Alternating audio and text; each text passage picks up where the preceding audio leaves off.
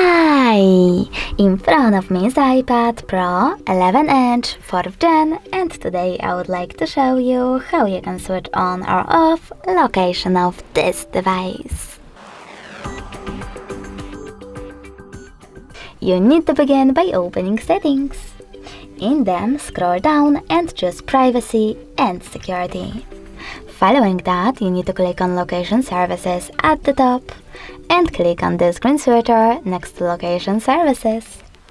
Then choose Turn Off in the pop-up, and as you can see after that, location of my iPad is off. But you can always turn it back on by clicking on the same No Gray switcher. Thanks so much for watching. If you enjoyed this video, leave a like, comment and subscribe. Bye!